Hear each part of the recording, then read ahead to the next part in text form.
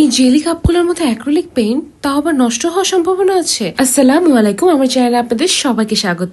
এই কাপগুলোতে আপনারা গোয়াশ নিশ্চয়ই দেখেছেন, কিন্তু আজকে আমি এই কাপগুলোর মধ্যে দেখাবো অ্যাক্রিলিক পেইন্ট। তো চলুন এবার আমরা মূল কাজ শুরু করি, সাথেই থাকুন। সো প্রথমে বক্সটা খোলার পরে সুন্দর একটা স্টিকারের শিট আমরা দেখতে পাচ্ছি এবং এরকম একটা শিট। আমার যা মনে হয়েছে এই পাতলা শিটটা রাখা হয়েছে পেইন্ট গুলোকে প্রোটেক্ট করার জন্য। জেলি পেইন্ট তো একটু উপরে লেগে যায়, কিন্তু যেহেতু এগুলো অ্যাক্রিলিক পেইন্ট, এই শিটটা কিন্তু খুব ভালোভাবে এটাকে প্রোটেক্ট করবে। খুব ভালো করে ফোম দিয়েও এই প্যাকেটটা করা আছে যেন আপনার রংগুলো দ্রুত শুকিয়ে না যায়। প্রথমে আমরা রংগুলো বের করে নিয়েছি এবং এবার চলুন আগে আমরা স্টিকার গুলো লাগাই।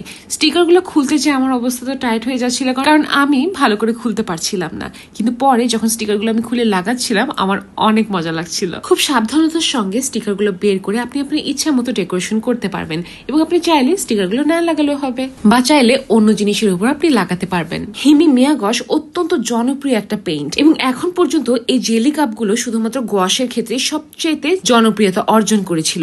কিন্তু মজার বিষয় হচ্ছে আমরা অনেকে জানি না যে এটা অ্যাক্রিলিক পেইন্ট হিসেবেও পাওয়া যাচ্ছে। সুন্দর একটা ব্ল্যাক কালারের বক্স যেটাতে কিনা ব্রাশ রাখারও সিস্টেম আছে। আবার আরো একটা মজার বিষয় হচ্ছে বিভিন্ন ধরনের স্টিকার এটার সাথে দিয়ে দেওয়া হয়েছে, যেগুলো আপনি আপনার বক্সকে ডেকোরেশনের জন্য ব্যবহার করতে পারবেন। হিমিমিয়ার গসগুলো এত পপুলার, কিন্তু স্টিকার কিন্তু কোনোটার সাথে দেওয়া হয়নি। এই একমাত্র বক্স আমি পেলাম যেটার সঙ্গে স্টিকার গিফট দেওয়া হয়েছে। এই তো গেল স্টিকারের কথা, এবার তো আসে আসল কথা, সেটা হচ্ছে রঙের কোয়ালিটি। প্রথমে আমি যখন লাল রংটা খুলি আমি জাস্ট মুগ্ধ হয়ে যাই যে এত সুন্দর কনসিস্টেন্সি, যে আমার অনেক ভালো লাগছিল। এবং আমি আস্তে আস্তে করে সবগুলো প্যাকেট খুলতে থাকি এবং যতই আমি দেখতে থাকি ততই আমি মুগ্ধ হতে থাকি এটার কনসিস্টেন্সিতে। কিন্তু শুধুমাত্র কনসিস্টেন্সির পাগল হলিতে হবে না, রংটা আসলে কেমন এবং এটা পেইন্টিং এর ক্ষেত্রে কেমন হবে সেটা জানাটা ইম্পর্টেন্ট। তাই আমি কাগজে লাগিয়ে ওটাকে দেখাবো। এই জেলি অ্যাক্রিলিকের ক্ষেত্রে সবচেয়ে বড় যে প্রশ্নটা আসবে সেটা হচ্ছে গোয়াশ পেইন্ট আনবক্সিং করতে করতে দেখা যায় অনেকটা শুকিয়ে যাচ্ছে এবং সেটা অনেক দ্রুত শুকিয়ে যায় এবং অ্যাক্টিভেট করার জন্য আমাদেরকে আলাদা করে বসে পানি দিয়ে তারপরে অ্যাক্টিভেট করতে হয়। আর অ্যাক্রিলিক পেইন্ট যেটাখানে টিউব থেকে বের করতে করতে কালার মিক্স করতে করতে ব্লেন্ডিং করতে করতে শুকিয়ে যায়, সেটা আবার এরকম খোলামেলা একটা জায়গায় এ কিভাবে সম্ভব? এটাকে শুকিয়ে যাবে না?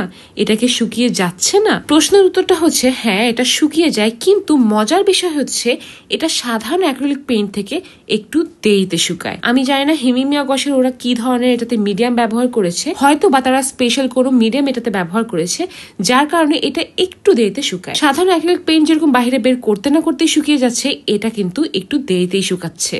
তো আস্তে আস্তে করে আমি সুন্দর করে সবগুলো প্যাকেট খুলে নিচ্ছি এবং সবগুলো প্যাকেট খুলতে খুলতে আমি অনেক খুশি খুশি হয়ে প্যাকেটটা খুলছিলাম যে সবগুলো সুন্দর, অনেক ভালো কনসিস্টেন্সি।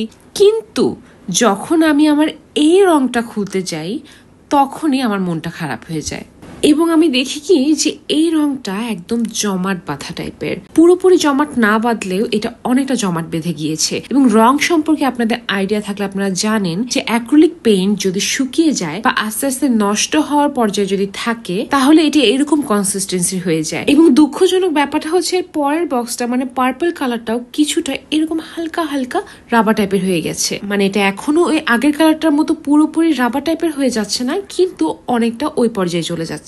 কিন্তু পরের ব্লু কালারটা আবার একদম ফ্রেশ ছিল, মানে পরের কালারগুলো যেগুলো আমি খুঁজছিলাম সেগুলো আবার একদম ফ্রেশ ছিল। এর মানে বোঝা যাচ্ছে হয়তো বা এই রংটা বা এই রঙের বক্সটা অনেকদিন ধরে স্টকে ছিল, যার কারণে আস্তে আস্তে হয়তো বা কিছু কিছু রং এক্সপায়ার্ড হয়ে যাচ্ছে, বা যেহেতু এগুলো অ্যাক্রিলিক পেইন্ট তাই এগুলো শুকিয়ে যাচ্ছে। এখন আমার কথা হচ্ছে গোয়াশের ক্ষেত্রে কি হয়, গোয়াশ আমরা যে কোনো টাইমে গোয়াশের স্প্রে দিয়ে বা পানি দিয়ে অ্যাক্টিভেট করে নিতে পারি, কিন্তু অ্যাক্রিলিক পেইন্টের ক্ষেত্রে কিন্তু সেটা নয়। অ্যাক্রিলিক পেইন্ট একবার শুকিয়ে গেলে কিন্তু এটা আর অ্যাক্টিভেট করা যায় না।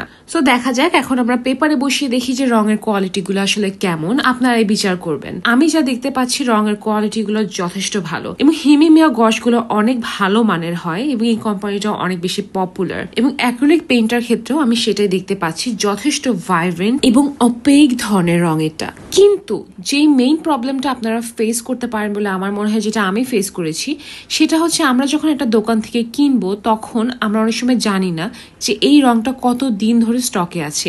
এটা আসলে যে কোনো রঙের সঙ্গে আমরা ফেস করতে পারি। দেখা যেতে পারে একটা রং অনেক দিন ধরে স্টকে থাকার কারণে সেটা অনেক সময় এক্সপায়ারের দিকে চলে যায়। আর অ্যাক্রিলিকের ক্ষেত্রে যে কোনো ব্র্যান্ডের ক্ষেত্রে আসলে এটা আমরা ফেস করতে পারি, যেটা আমার খারাপ ভাগ্যের জন্য হয়েছে। আমি এরকম একটা রং পেলাম যেখানে দুটো রং অলমোস্ট নষ্ট হয়ে গেছে টাইপের অবস্থা। তবু আমরা ওই রংগুলো বসিয়ে দেখবো যে আসলে ভাইব্রেন্ট দেখায় কি না। সো আপনারা দেখতে পাচ্ছেন এখন আমি পার্পল কালারটা বসাচ্ছি এবং এটা কিন্তু পুরোপুরি শুকিয়ে যায়নি বা পুরোপুরি এখনো রাবারের মতো হয়ে যায়নি দেখে যথেষ্ট ভালোভাবে এটা পেপারে বসছে, এখন এটা ব্যবহারযোগ্য।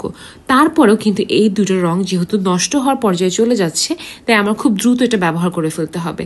আমি দেখি কোনো ধরনের একটা ক্রাফটে এটা ব্যবহার করে ফেলবো, কিন্তু বাকি রংগুলো একদম ফ্রেশ আছে, তাই ওই রংগুলো আমি অবশ্যই ব্যবহার করতে পারবো। তাই আমার পরামর্শ থাকবে, আপনারা যদি কোনো দোকান থেকে এভাবে কিনতে যান তাহলে তাদের কাছে জিজ্ঞাসা করে নেওয়া ভালো যে ভাইয়া বা আপু এই রংটা কতদিন ধরে স্টকে আছে বা এটা ফ্রেশ কিনা, এটা ইম্পর্টেন্ট। এই একটা প্রবলেম বাদে আমার কাছে সবকিছুই পজিটিভ মনে হয়েছে। এখন আমি বক্সটা প্রায় 20 দিন পরে খুলে আপনাদেরকে দেখাবো যে 20 দিন পরে খোলার পরে এটার অবস্থা কি।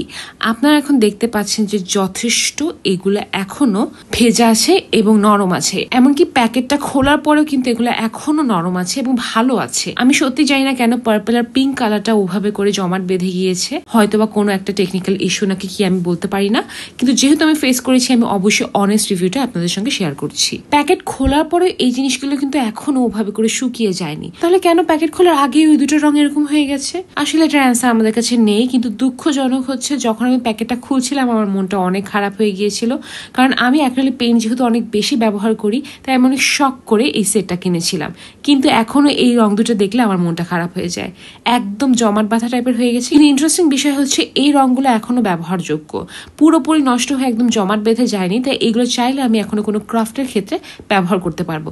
আমি আবার কিছু ফেলতে পারি না, সো আমি এটা কোনো না কোনো ভাবে ইউজ করে ফেলবো। পুরোপুরি নষ্ট হওয়ার আগে আমি দেখি কোনো একটা ক্রাফটের কাজ করবো এবং আপনাদের সঙ্গে অবশ্যই শেয়ার করব। এইভাবে গস ইউজ করতে কিন্তু অনেক সুবিধা হয়, শুধুমাত্র বক্সটা খুলে রংগুলো নিয়ে আপনি ইউজ করবেন এবং খুবই আরামের সঙ্গে ব্যবহার করা যায়। অ্যাক্রিলিক পেইন্টও যে এত আরামের সঙ্গে আমি ব্যবহার করতে পারছি এটা ভাবতে আমার কাছে অনেক ইন্টারেস্টিং লাগছে। রংগুলো আউটডোরের জন্য বা বিভিন্ন ধরনের ক্রাফটের কাজের জন্য কিন্তু অনেক সুবিধা হবে, কারণ আপনি অনেকগুলো রং একসঙ্গে নিয়ে ভালো করে কালার করতে পারছেন। এর সাইডে আবার ব্রাশ রাখারও সিস্টেম আছে, যদি আপনি ট্রাভেল করতে চান তাহলেও কিন্তু আপনি ব্রাশ নিয়ে এই সেটটা নিয়ে সুন্দর করে ট্রাভেল করতে পারবেন। এবং একটা দুইটা না, অনেকগুলো ব্রাশ এখানে রাখা যাচ্ছে, আপনারা দেখতেই পাচ্ছেন, বড় ছোট বিভিন্ন সাইজে আমি ব্রাশ এখানে রাখতে পারছি। ব্রাশগুলো রেখে আপনি সুন্দর মতো এই শিটটা দিয়ে অলওয়েজ প্রোটেক্ট করে রাখবেন আপনার রংগুলোকে, কারণ এটা অ্যাক্রিলিক পেইন্ট ভুলে গেলে চলবে না। এখন চলুন এই জেলি পেইন্টগুলো নিয়ে কিছু একটা রং করে ফেলা যাক। আমি এখন বিভিন্ন ধরনের ইন্টারেস্টিং এক্সপেরিমেন্টের ভিডিও কিন্তু আমার শর্টসে আপলোড করছি, এবং এই পিসটা আপনারা নিশ্চয়ই চিনতে পারছেন যারা রেগুলার আমার শর্টস দেখেন। আমি আমার আম্মুর বাগানের ফুলের ছাপ দিয়ে এটা বানিয়েছিলাম, আপনারা সবাই ভিডিওটা অনেক বেশি পছন্দ করেছেন। আমি আমার সব ধরনের প্ল্যাটফর্মে এই ভিডিওটা দিয়েছিলাম এবং আপনাদের সারা অসাধারণ ছিল। তো সেটাই আজকে আমি রং করছি এবং এক্স্যাক্টলি আমার আম্মুর বাগানের ফুলটার মতোই রং করার আমি চেষ্টা করছি। ফুলটা যেই রঙের যেভাবে ছিল সেভাবে করে একটা আর্টিস্টিক ভাবও এখানে আমি রাখবো। সুন্দর করে আমি আস্তে আস্তে করে কালার মিক্স করে রং করে যাচ্ছি। আপনারা দেখতে পাচ্ছেন আমি জেলি পেইন্টটা এখানে ব্যবহার করছি এবং দেখা যাক এটা কেমন লাগে। যথেষ্ট ভাইব্রেন্টই আমার কাছে মনে হচ্ছে এবং ক্লের উপরে যেহেতু আমি করছি এবং পেইন্টটা দিচ্ছি আমার কাছে অনেকটাই ভাইব্রেন্ট মনে হচ্ছে। আমি যেটা বললাম, আমার মনে হয় যে ক্রাফটের কাজ যেরকম ক্লের কাজ বা বিভিন্ন ধরনের ডেকোরেশনের কাজ, এই কাজগুলোর জন্য এই পেইন্টটা অনেক বেশি ভালো হবে, কারণ আপনি সহজে বের করে ফেলতে পারবেন এবং অনেক বেশি অ্যামাউন্টের পেইন্ট আপনি বের করে তারপরে রং করতে পারছেন। এখনো আমি এটা দিয়ে পেইন্টিং করে দেখিনি, কিন্তু ইনশাল্লাহ আমি পেইন্টিং করবো এবং ওটাও আপনাদের সঙ্গে শেয়ার করার চেষ্টা করবো। আলহামদুলিল্লাহ এখন কিন্তু আমরা ইউটিউবে 80,000-এর পরিবার এবং ফেসবুকে 75,000। ইউটিউবে আমার প্রায় 5 বছরের জার্নি, সো এটা আমার জন্য অনেক ইমোশনাল একটা মোমেন্ট। অনেক কষ্ট করে আমি এই পর্যন্ত এসেছি, আপনাদের দোয়া ও ভালোবাসা আমার অনেক বেশি দরকার। আশা করি আজকের ভিডিওটা আপনাদের কাছে ভালো লেগেছে। ভালো লাগলে কমেন্ট সেকশনে জানাতে ভুলবেন না কিন্তু। ইনশাআল্লাহ পরের ভিডিওতে আবার দেখা হবে। অনেক অনেক শুভকামনা ও ভালোবাসা রইল আপনাদের জন্য। আল্লাহ হাফেজ। আমি কিন্তু এখন রেগুলার ফেসবুকে, টিকটকে, ইনস্টাগ্রামে সব জায়গায় অ্যাক্টিভ আছি এবং ভিডিও আপলোড করছি। আর্ট নিয়ে আপনাদের পছন্দের ভিডিও এবং পেইন্টিং নিয়ে অনেকগুলো টিপস আর মজার মজার এক্সপেরিমেন্ট তো আছেই। আমার পেইন্টিং গুলো শেয়ার করছি, তাই আপনারা চাইলে আমাকে ওখানেও ফলো করতে পারেন। ইনশাল্লাহ সব জায়গায় আপনাদের সঙ্গে দেখা হবে।